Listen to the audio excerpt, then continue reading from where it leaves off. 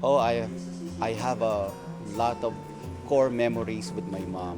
Isa na to nung bata ako. We would go to the market together and then um, once parang I don't know, parang inabutan kami ng ulan and then wala kaming masakyan and we were just walking pauwi ng bahay at tawanan lang kami ng tawanan. I was probably 12 or 11 that time and yun yung tumatak sa akin na parang uh, well, as I grew older, na-realize ko how I love my mom at siya yung best friend ko when I was growing up. In one word, oh, my mom is a tough, in two words na, tough cookie. Grabe, hindi siya masyadong nagpapakita ng kahinaan lalo na sa aming mga anak niya kasi when we were growing up, siya yung pinaka-sandala naming lahat eh.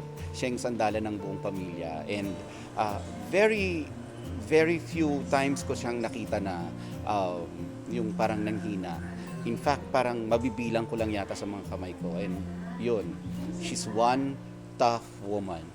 Oh, you know, my mom would always sa nanay ko nakuha ko yun eh na always tell the truth. In fact, ngayon, hindi ko kayang magsinungaling straight to anybody's face dahil siguro dun sa naituro ng nanay ko or kung paano niya ako pinalaki. And nagagamit ko yon dun sa trabaho ko ngayon kasi importante yung katotohanan sa trabaho natin. Kaya ngayon, pag humuhugot ako ng parang ano bang isusulat ko, I always go back to that core na parang yung naituro sa akin ng nanay ko na parating magsabi ng totoo. Her being tough. You know, when I was getting older, parati akong abat ang tough ng nanay ko na parang bakit siya yung hindi siya mapuri masyado, hindi siya, parang ang feeling mo hindi kanya na-appreciate. So, yun pala, pinay-prepare niya kami to a world na totoo, na hindi ka pupurihin parate, na kailangan you have to stand on your own 2 feet.